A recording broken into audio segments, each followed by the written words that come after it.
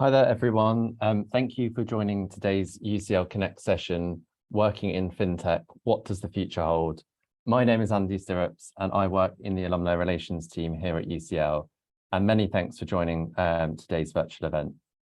The FinTech industry has grown exponentially in the last decade. From challenger banks to investment apps, there are now many companies which are part of this sector. And whilst in the last year or so, it has been very difficult for tech sector more generally, particularly as many of those companies are suspending new hires or reducing workforces, it's still a very attractive and dynamic industry, which is why I'm sure many of you have joined today's session. Today, we'll hear from a varied panel of successful UCL alumni, each representing their own different area of FinTech, and they're going to share more about what they do and their top tips on how to break into the sector. For those of you who don't know about the UCL Connect series, this event is part of a wonderful series which looks at improving professional development skills and expertise of alumni and students across the global UCL community. So whether you're established in your career, moving into a new industry, or considering your options post-graduating, the UCL Connect series has something for everyone, and we look to run an event once a month for this program. On the slide now, you should be able to see some of the previous sessions we've run. These all were online, so if you do wish to rewatch any of these sessions at all, please just follow the URL, which is listed below on the slide. The event is being recorded today, and there will be an opportunity to ask some questions to the panel. You can do this by writing your questions in the Q&A chat box, which you should see at the bottom of your screen, and those questions which get upvoted will be answered first.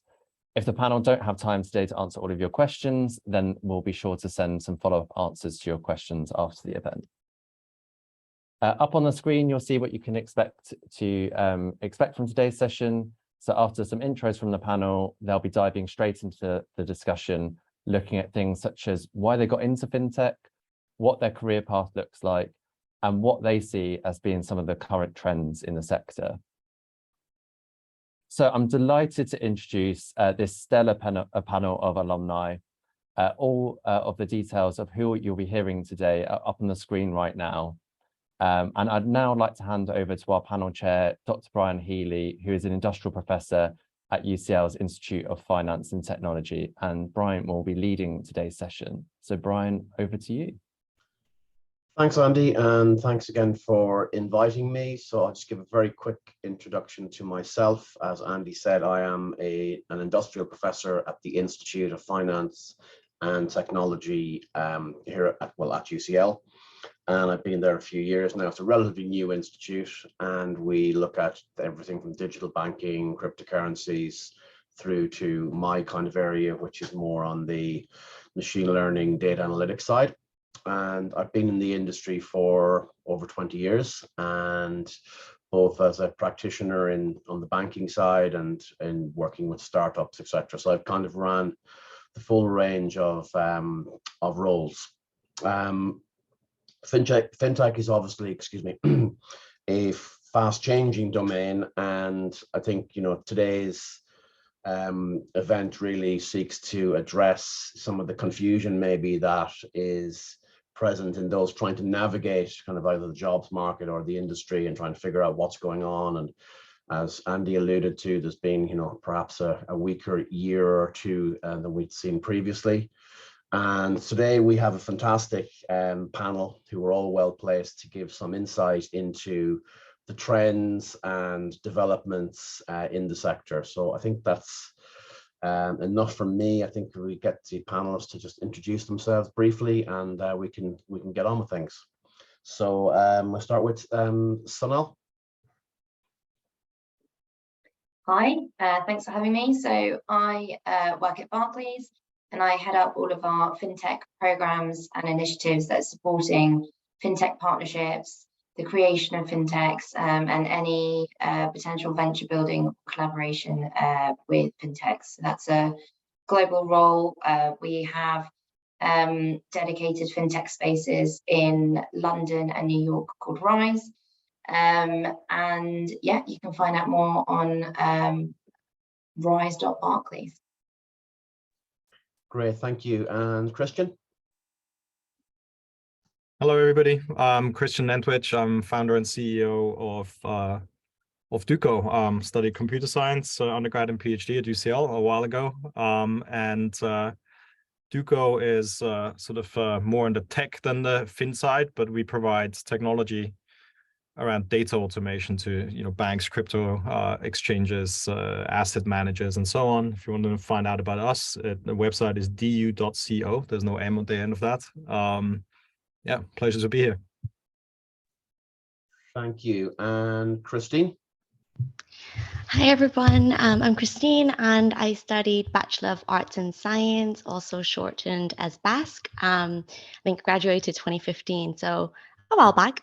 And what I'm currently doing, I'm a product manager at Monzo, which is one of the challenger banks in the UK, and specifically working in business banking, so helping business customers manage their bank accounts.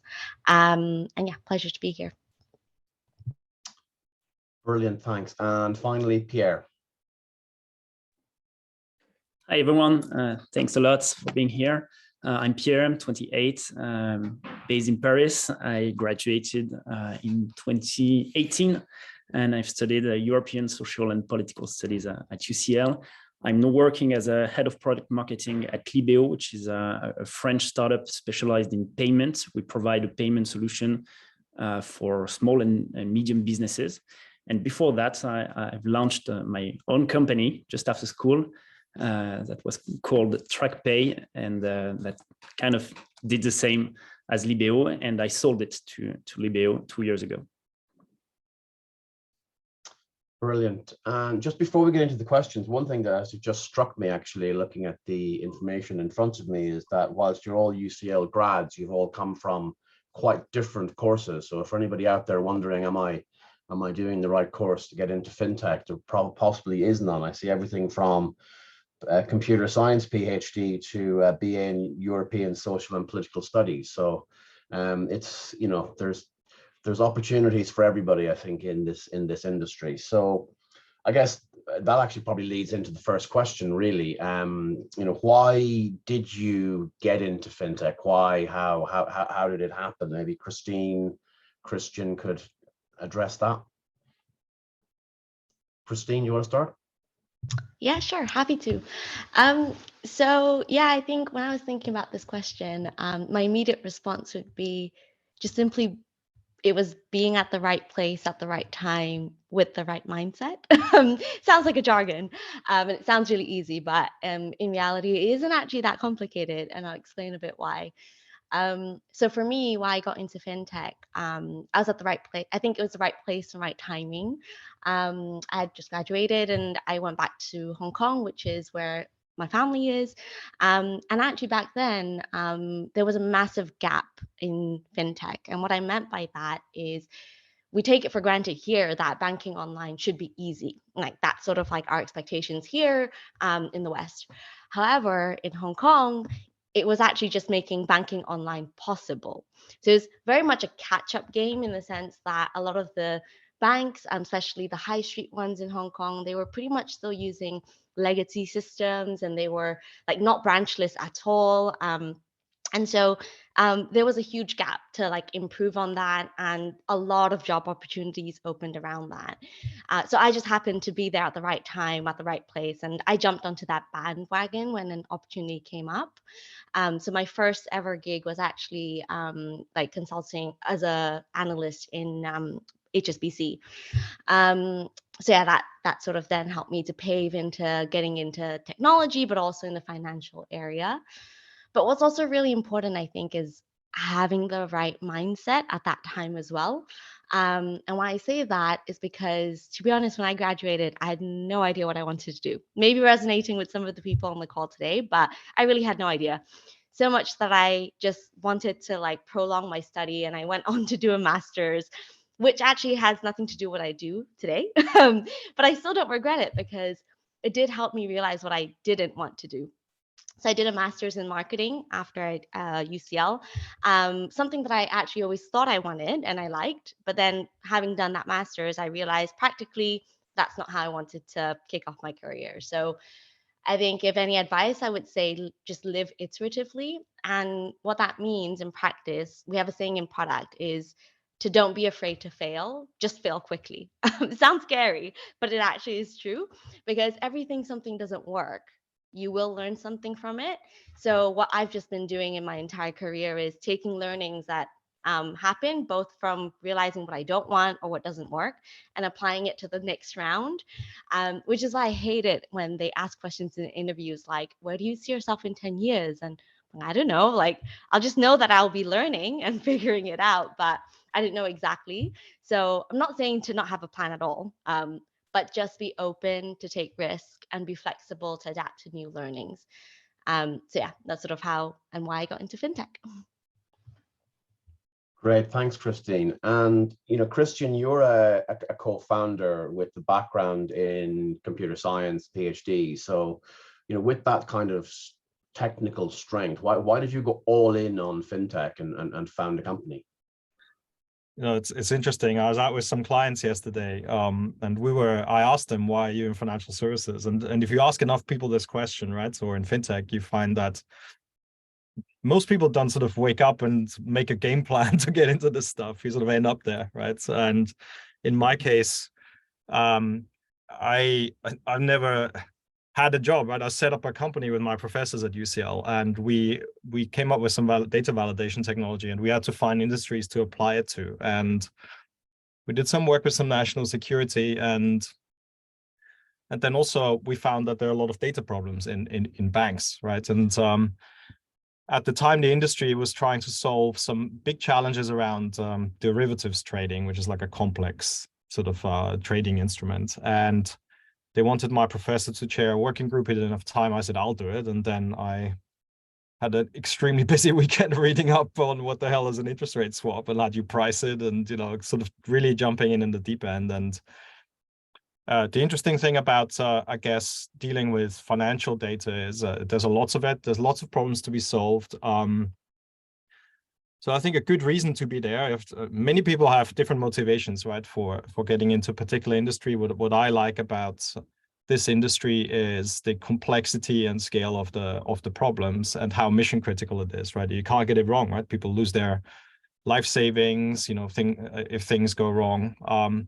So just there's never-ending challenge, and I don't think you have to sort of study anything to do with finance to get involved in this stuff, at all, right? You just try it, see if you like it, right? But there's plenty of challenges around, right? Yeah, I think that's definitely the recurring theme so far is, just try it and see if you like it. Maybe we have time for Pierre on this as well. Pierre, why did you get into fintech? I actually came here with a strong desire, a strong motivation for entrepreneurship.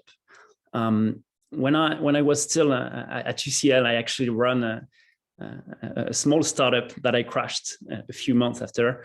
I was renting cars. I bought a fleet of 15 cars with my best friend. We contracted a student loan to buy cars. And we crashed the company because we had car accidents, cars got stolen. That was terrific experience. But I knew after graduating that I wanted to go back on the field and start again a new business. So I started looking at the opportunities at the market, and I found around me a lot of businesses struggling with their invoices, their client invoices, accounts receivable, struggling to get paid on time, to get their cash on time, or just even to get it, because a lot of companies, especially in France, are dealing with payment delays, and 25% of all the companies that go bankrupt, they do it because of payment delays. So I thought that there was an opportunity for that. And I found the good partners that helped me to raise funds, that helped me on the technical part of the product to build a solution to help those companies. And that's how I came there. Now I think that fintech is a very broad industry. You can think about consumer, business, personal finance, wealth management, cash management, accounting, cryptocurrencies. It's very large. So there is no single definition of what fintech is, but there is one common ground, is that it's very, very tremendous potential industry to make people's lives change, or companies' life change. Because when you deal with cash, you can make a lot of improvements in their daily life, make it more accessible, make financial services more transparent or more affordable. And that's why I'm now glad to work in this industry. Great, thanks, Pierre. Let's move on to kind of a common question, I guess, at this sort of gathering is, what a typical day looks like. Now, I think probably since our friend COVID has been and hopefully gone, it's probably typical days have probably gone as well to some degree. But, insofar as if you were, I guess the audience is, essentially UCL students, etc. Like what could they expect from, a job such as yours day to day, roughly, or week to week, or is there any kind of cadence or pattern to it? Maybe we could start with Sunil.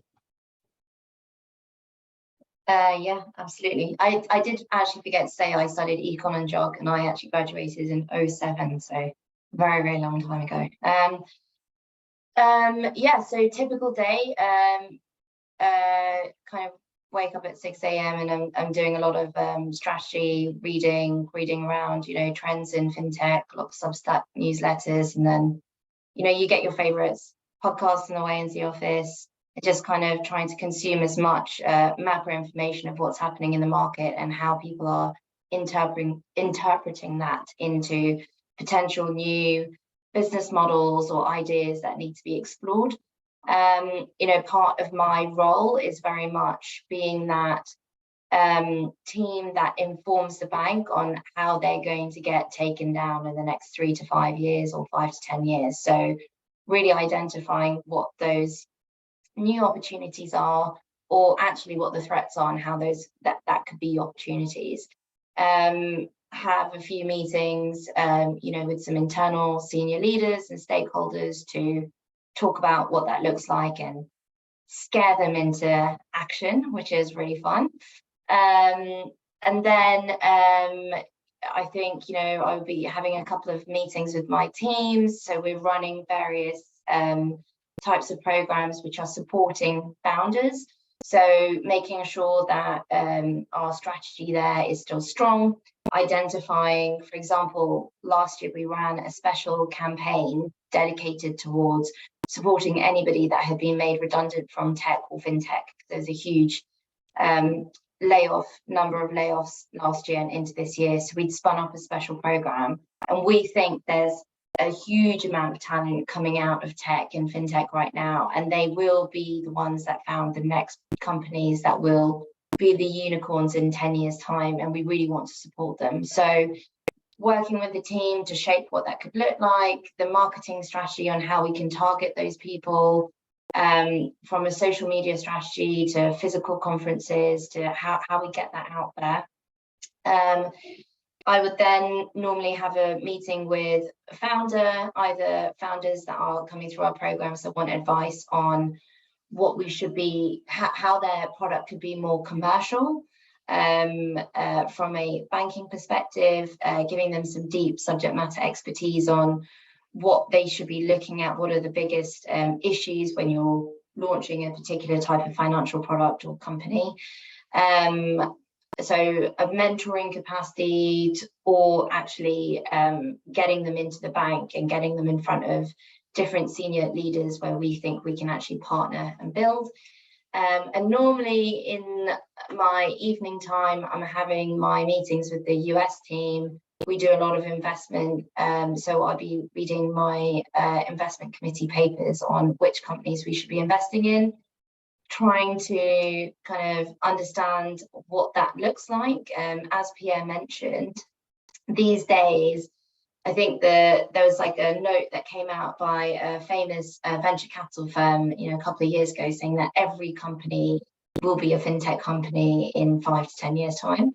Angela Strange wrote that. And when we're looking at investments, I'm particularly focused on embedded finance, which means that I could be reviewing a health tech company focusing on female fertility health and how we can embed finance into unlocking access to being able to get a loan to help you with your fertility treatment, all the way through to actually looking at companies that are supporting things like, like ChatGPT. I'm sure everybody has heard about that. Like, what are we thinking in that space? How do we think that's going to impact finance, and what investments do we want to make there? So I spend my evenings reading investment committee papers and preparing for those committees that week. There's a typical day. Obviously, there's lots of things that come in. There's lots of random putting out fires, or just getting a phone call from the CEO saying, we want to know about ChatGPT, what's happening? And you're suddenly like putting together all the papers and going and presenting that to the board.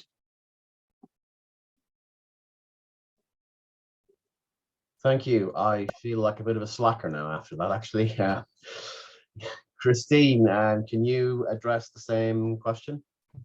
Yeah, sure. And I actually resonate with a lot of what was mentioned as well. It feels like a typical day to me is I come over, sit on my desk, whether at home or in the office, grab coffee, I blink my eyes, and then that's it. End of day, end of story. Like, feels like that's what happens.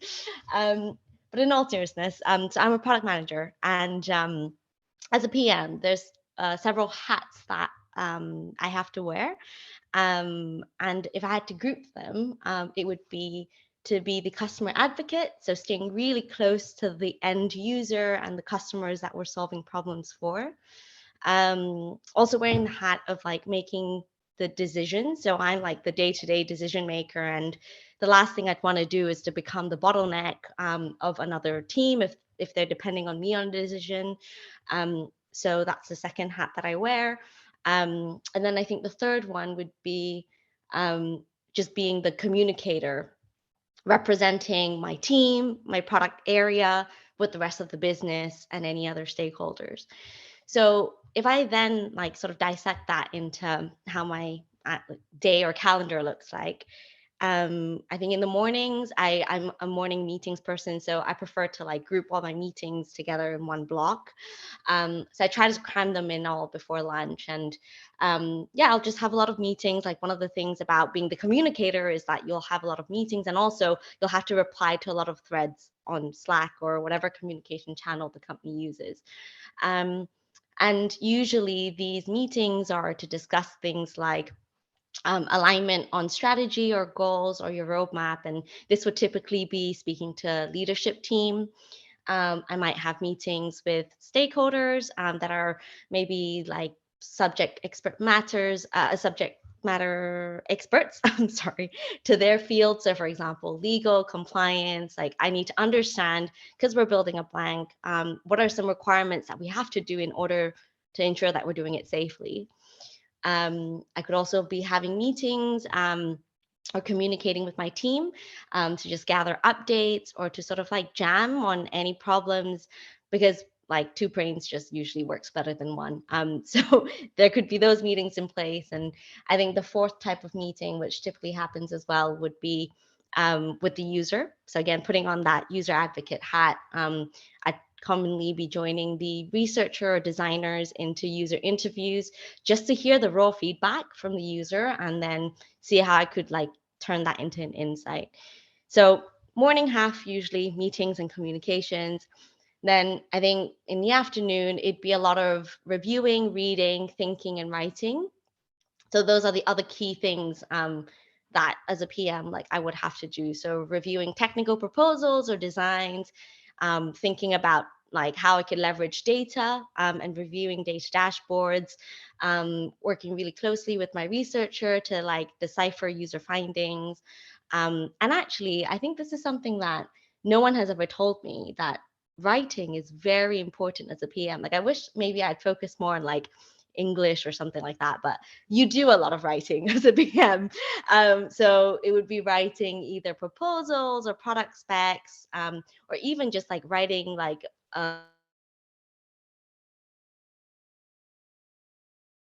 a commute like a thread so that like get the key points across. So yeah, I think meetings, reviewing, reading, thinking, and writing. And this is actually an ideal day. So this is actually where my day is structured out like that.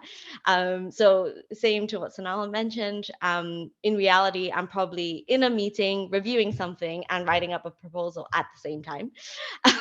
But that's sort of what I love about my job, because no day is ever the same. I'm someone who gets bored really easily with repetitive tasks. So I'm actually very grateful that it is a little bit chaotic. I like to call it organized chaos, because every morning I wake up feeling like, actually today I don't know what's going to come, but you know, I'm going to enjoy it.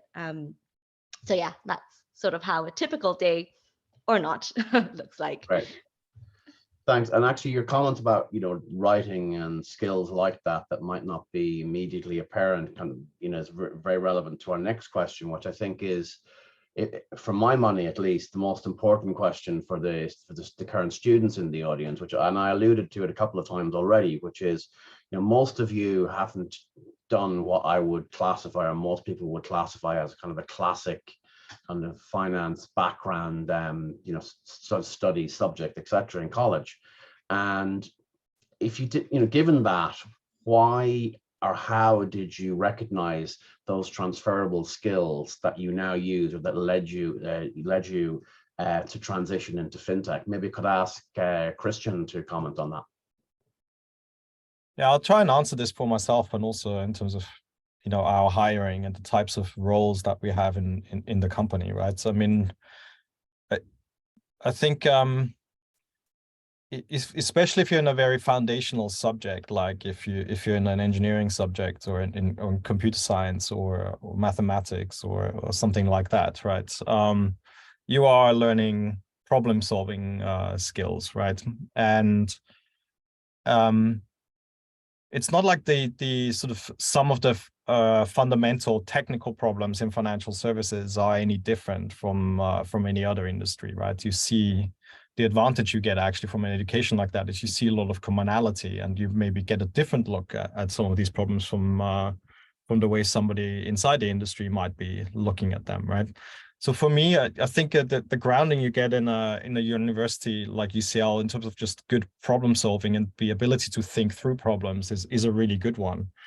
What you then just need to add to it is a willingness to really learn the business you're getting into. I think the people I see most successful have a real natural curiosity about the customer, right? So, you know, what does, you know, what matters to the customer, how, and you know, a real curiosity about solving their problems and working with them and understanding what they do in detail. So if you have these two things, that sort of grounding and the attitude and willingness to learn, I think you can get a long way, right? And then you have many entry points in fintech, right? So, I mean, I think it's a bit misleading that it's fintech and you assume you either need to be financial or you need to be a technologist.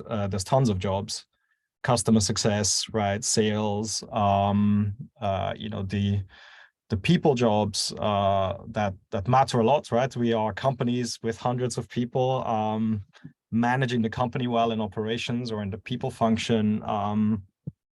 There are many, many different entry points into these organizations.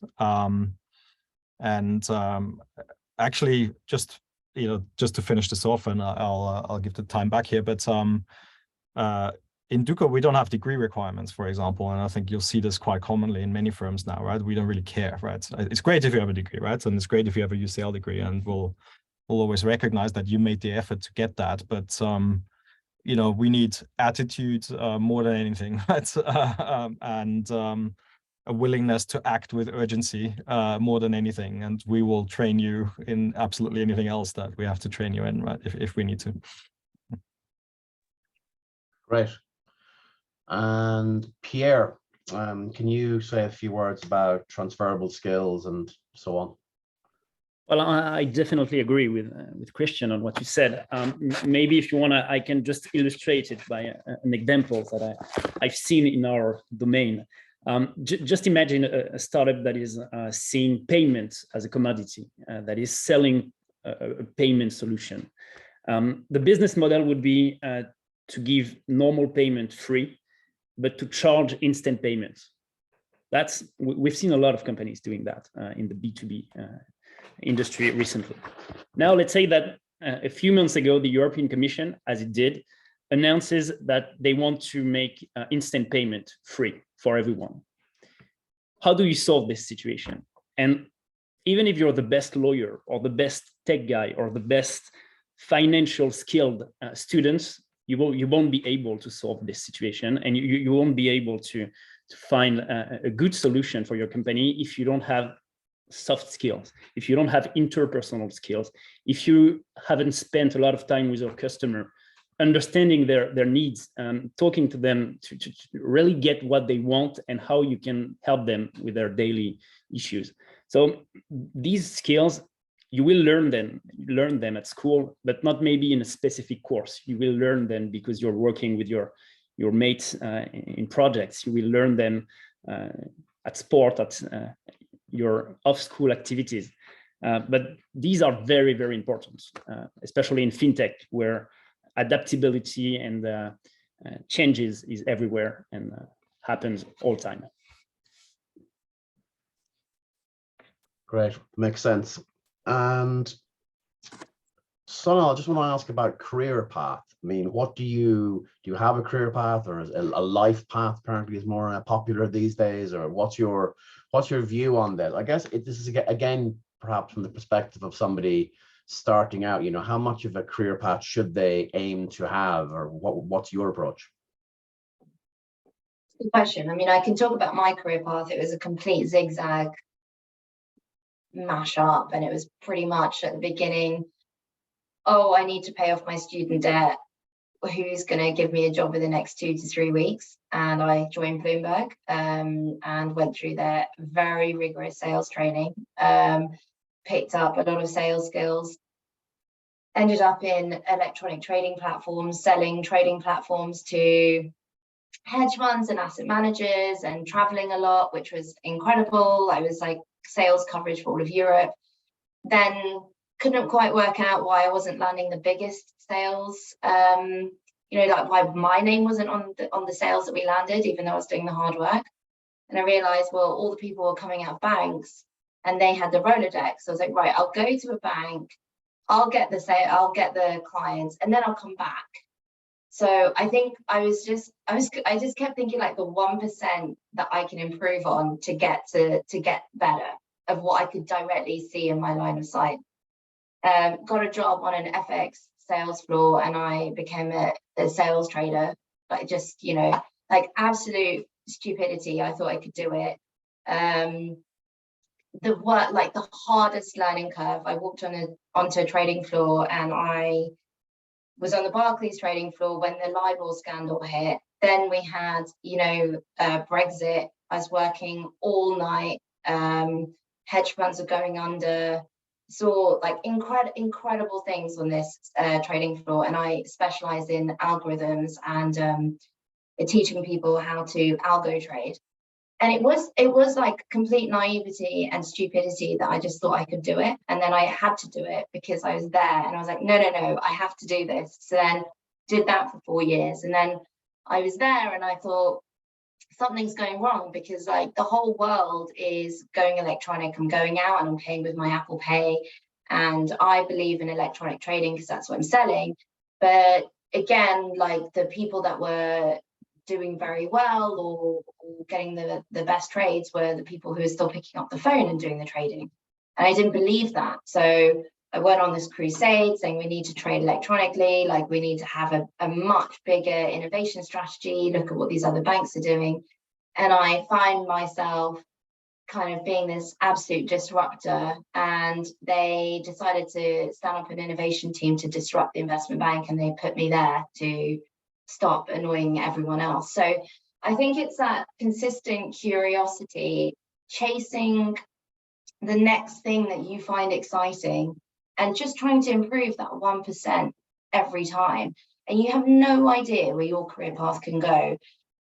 Consistently observing what fills your cup.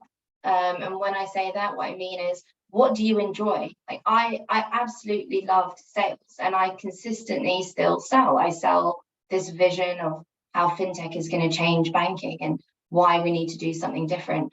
I enjoyed being on the edge of everything that I was doing, and I was frustrated by being kind of pigeonholed into what I must do. So, you know, I have had a very strange career, and I think I break every kind of rule that you're supposed to follow if you actually want a good career, you know, and earn a lot of money in banking. But that was never my goal. My goal was just to, very simply, to pay off my student debt to start with, and then it was to be the best salesperson, and then it was to change banking. And I don't know how that happened. But what I would advise people is, yes, have some sort of idea of what you like doing. And if you like doing something, you're going to be good at it, and then become a master in it. You know, this kind of, I can do it so quickly, I just need a couple of years and I can land it. It's exciting and it's enticing, but mastery will always mean that next door will open and your career becomes fabulous because of it. Because I think you just open up yourself to be a credible person, that you could probably have so many transferable skills in different areas and go and really do what you want. But I'm still on that career path, so maybe bring me back in a couple of years and I'll tell you where I've landed and what went wrong. Brilliant, thank you. That's some great advice in there. I think I've broken some of those rules as well myself along the way. So Christian, I just come back to you on, pick up on something you just said in your last answer about sort of hiring and, you know, not requiring degrees, etc. I mean, are you hiring? Is the sector hiring? I mean, what is the mood like? We sort of read, I guess, a lot about how things are very bad, negative, etc. What's your take? Yeah, for additional background, so I'm obviously running Duco. Duco is about 240 people. We're operating globally in from Singapore to sort of the US. I'm also an investor in multiple private equity firms and venture capital funds. So I also have a sort of across the board view on some of the discussions that are going on here in tech in general, right? So maybe to try and make this a little bit accessible to people, right? You've obviously seen what's going on with some of the layoffs that have happened. There's been a big swing in the investment climate away from growing revenue at any cost towards profitability. A lot of us have built companies by burning a lot of investment cash and grabbing as much market share as possible. And about a year ago, publicly listed companies started getting quite sort of heavily punished for that strategy, right? And the share prices started dropping.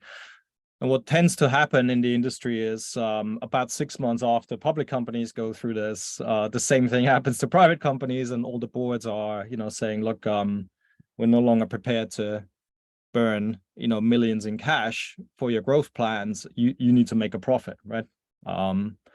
So you've seen a big reaction and some sort of knee-jerk maneuvers. You've seen what Google has done. Honestly, I think some of the statements around some of the companies in the press are a little bit overdone. You know, Google laying off 6% of the workforce is like, that's less than natural staff attrition, right? So frankly, that just looks like performance management to me, right? That said, funding is incredibly difficult for companies now, for smaller companies. We are hiring, to answer your question directly, but we're hiring into very specific jobs, and we're being much more mindful about our investment. Last year we hired 110 people, right? This year we might hire, 30 people or something like that. If you're thinking of joining an earlier stage company, because I think other people are probably better qualified to comment on larger companies here, right? But if you're thinking of joining a company with tens or hundreds of employees, then I would check out when they've done their last investment round, right? See if they're a Series A, Series B, Series C company. Don't be shy late in the interview to ask them how much runway they have, meaning how many months do they have before they run out of cash. Maybe don't ask too early, because you start to look a bit arrogant if you question your potential employer, but it is a fair question. There are definitely companies hiring now. You just have to look harder, and you want to make sure that when you accept the job, that you can actually start and it's not going to be taken away from you before you even show up, right? So do ask the question on how much runway there is if you can. The only other thing I would say is, look, I'm assuming most of the people on the call are at the start of their career, probably in their 20s. Take all the risk you can, right? Who cares if the company goes under? Join another one, right? You're not going to be able to do that later in your life, so just go for it anyway, right? Thanks, Christian. Good advice there. And come to Christine, and just perhaps if you could, I don't know, highlight one thing from your career in fintech that you feel is would be of interest to the audience, and just talk about it. Yeah, sure. So I think definitely to me, it's just seeing things that I've built out in the wild.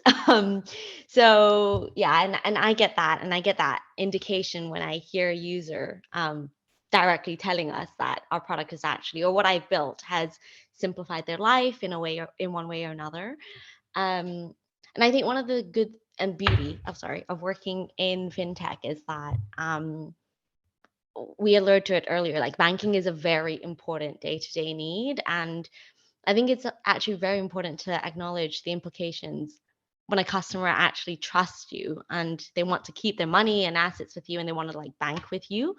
So personally, I find it very rewarding. And that's actually one of the reasons why I've like stayed in fintech. I've had a short stint in health tech, but eventually I boomerang back to fintech for that specific reason, because I think when you do solve a problem, like the problems are complex, but when you do solve it, it's just so rewarding.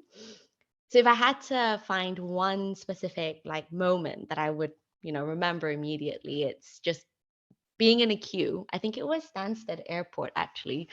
I think I was buying breakfast. I was in the queue for Leon, and I remember specifically hearing the person in front of me in the queue telling their friend or travel companion that they should open a Monzo account because it's made their traveling so much easier, because it's helped them do XYZ. And like, I'm standing there thinking, yeah, like, because of things that we've built, like you're actually seeing and feeling the difference in your day to day.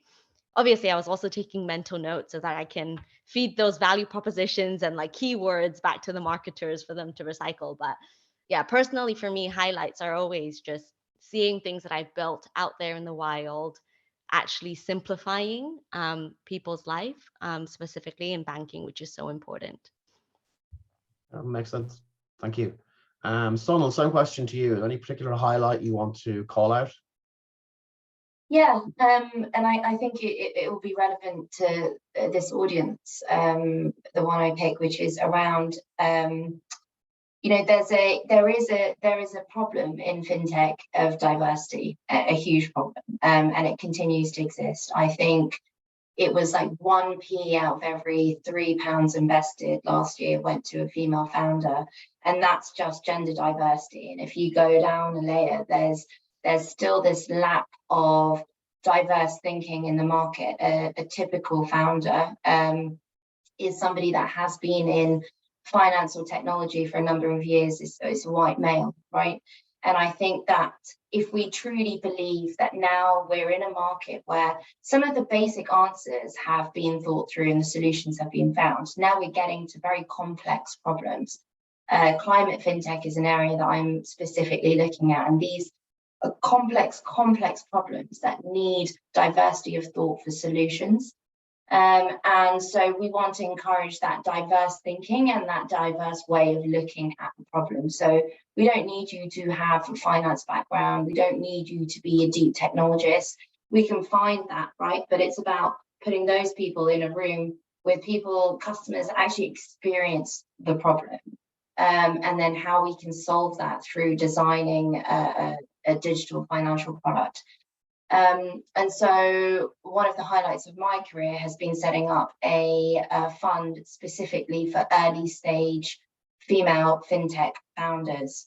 That's pretty niche. When I first went and asked for funding for that, I got told there will be no pipeline because there are no women founders in fintech. That was in 2018. Since then, we've now, that fund is now 41 million.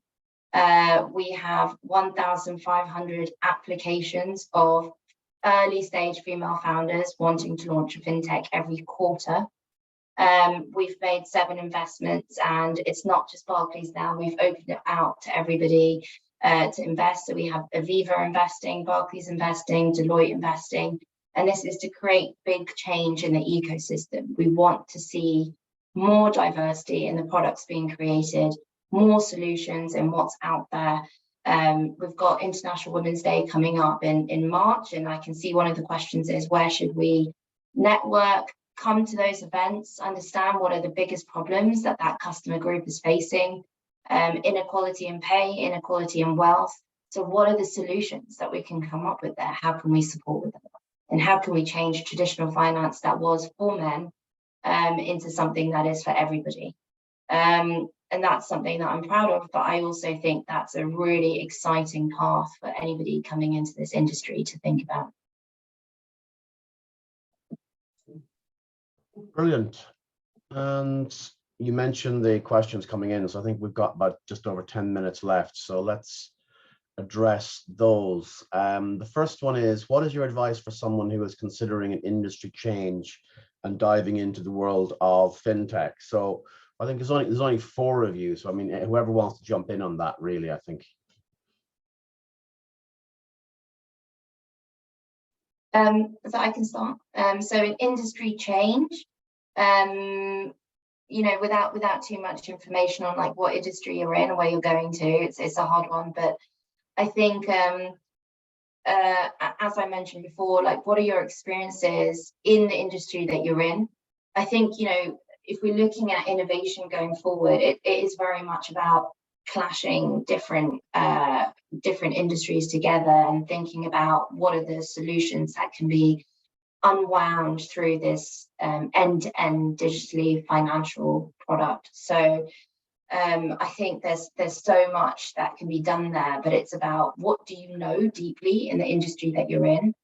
What tech enablers are out there in the market today? Data, AI, low code, no code, blockchain, what are those tech enablers? And then what are the biggest trends in fintech? And then look in the middle of that and think, okay, where is there a gap and what can be created and what can I come in and really support on, either building or build myself. And, you know, as I mentioned, we support people who just have an idea and want to spend 20 weeks figuring out what an MVP, a minimal viable product could look like in that space. So try it and see what you come up with. If I might chip in one other thing here. From a sort of from another angle here, maybe a practical angle, your CV is going to be discarded in 15 seconds usually in a screening process, right? Because we get hundreds or thousands of applications for jobs, right? And so one of the problems you're going to have switching industries is that you're going to not get through the filtering process, right? If you apply to a company at all, right? And so if you haven't been in the other industry for very long, maybe don't put that on your CV at all. If you have been, I would probably not apply cold, but go networking instead, right? While you're still in your current job. And build relationships, because I think you might otherwise struggle to get through the process, right?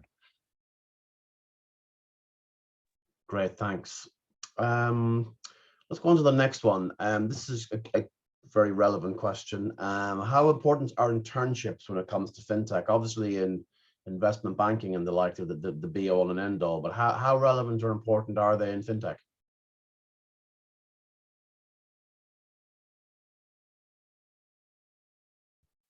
In my experience, we are 100 at Libeos. We usually hire most of our interns, so internships could be a good gate to get in the industry. I would just give you a warning regarding our experience with interns. Usually, when we have interns, they finish dropping out of school because they want to start working. So if you're planning to do an internship, be ready to quit everything and to work because you will love it. Got it. Christine, do you have any thoughts on internships? Yeah, no, I was actually looking out the window thinking about this. So in my own experience, I didn't go through that path, and I think it might be because most of my career, like my jobs with fintech companies, are like fairly bigger, and from my experience, I haven't actually seen any openings in the ones that I have with. Maybe there are, like I just never stumbled upon them. But I didn't go through internship specifically, but right after I graduated, I did go through like an analyst program. So analyst meaning that it's like a very, very junior role. And then as an analyst, you sort of like are expected to wear multiple hats, and you can like join any teams. And like a lot of consultancies actually do offer analyst roles. So maybe it doesn't directly answer the question, but I think consulting or like joining a consultancy that has a digital practice could also be like something you could do right after you graduate. I do agree with Pierre. Like my experience when I was in the health tech company, we did have interns, and in that company, they did actually eventually end up quitting university early and then just like joining the company early. So that definitely does happen. And I would definitely agree that like if you are trying to juggle that with your studies, it could be a bit challenging just because of the nature of how these product companies usually run. You're expected to run really quickly. You get a lot of responsibilities really quickly as well. And so then it sort of is a forcing factor that you'll have to make a choice at the end of the day. So probably one to think about.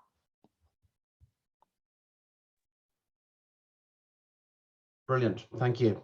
Yeah, maybe one more thing to add.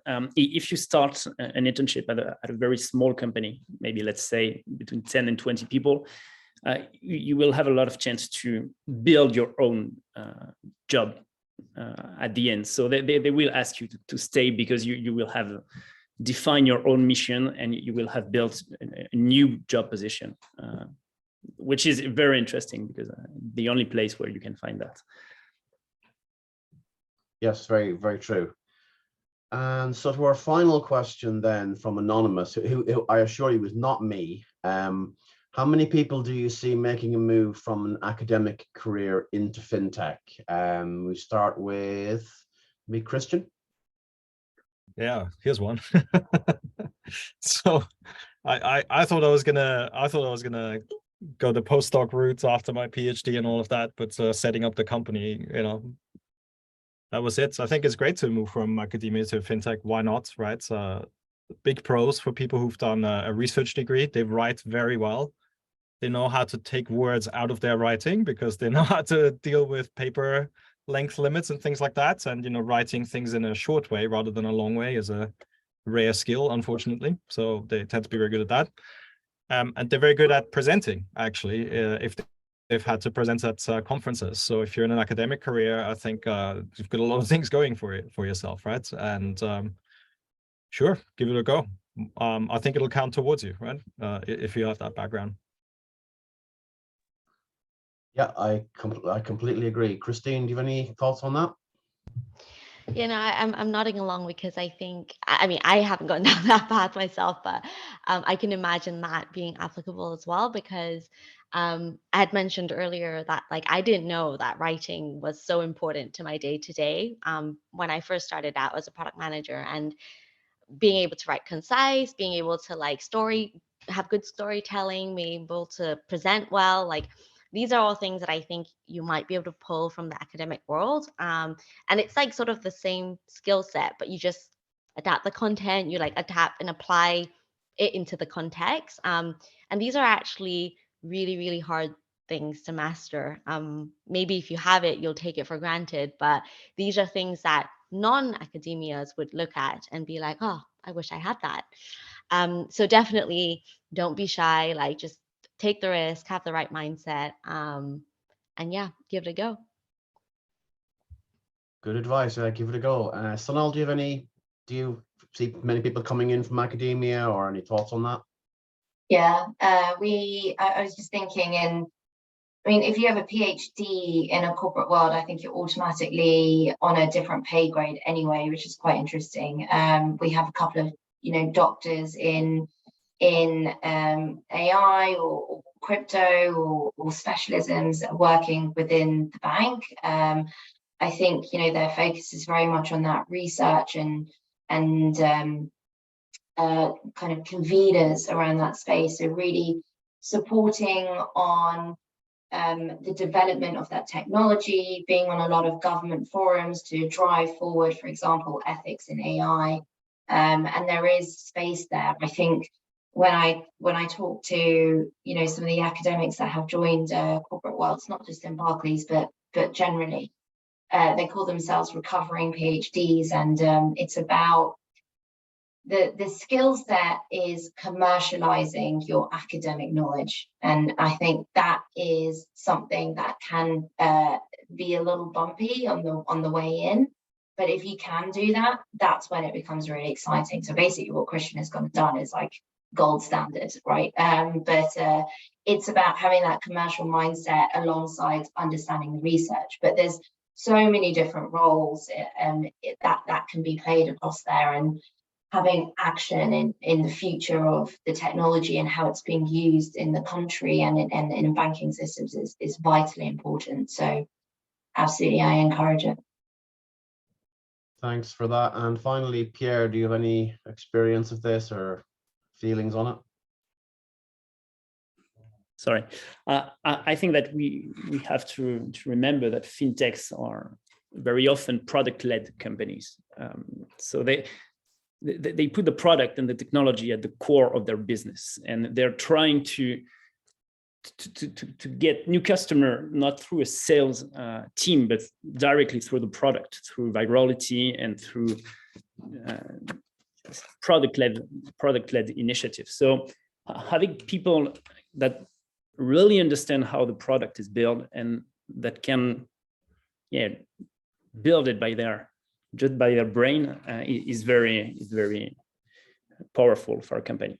And usually, I mean, at least in France, we have a lot of incentive for hiring people from PhD backgrounds or academic backgrounds. Wonderful. And perfect timing. It's time for me to hand back over to Andy. Thank you all very much. That's been absolutely fantastic. Andy, it's back to you. Thanks, Brian, and thanks to all of the members of the panel for that insightful discussion. We hope that everyone enjoyed hearing from the panel today, and they shed so much light about what fintech is and how you can advance your career in the sector. So thank you very much. Before we end today's session, I just want to highlight a couple of things. Up on the screen right now, you'll see the next UCL Connect event. This event is in person, taking place on the 7th of March, and it's going to look at the toxicity of perfectionism. And I'm really excited to be sharing the details of this event with you, because so much time we're often told to push for excellence, to be better, but at what cost? So we have a UCL graduate, Harriet Whaley-Cohen, who is going to explain how you can break free from this often toxic mindset. It is in person, so unfortunately, if you're not based in or around London, you won't be able to attend, but we hope to see many of you there. And if you'd like to register for the event, please just scan the QR code up on the screen right now. The next slide, you'll be able to see a QR code, another QR code, and this will take you to today's feedback form. We will send this via email either today or tomorrow. So if you don't get time to scan the QR codes, please do not worry, but it'll be greatly appreciated if you could just take 2 minutes of your time to complete the form so that we can improve the UCL Connect program going forward. So I'll just leave this QR code up on the screen for a bit longer, but for now, all that leaves me to say is thank you once again to all of the members of the panel and to Brian for chairing, and thanks to everyone who joined today's session. Enjoy your afternoon, and we hope to see you again very soon. Bye, everyone.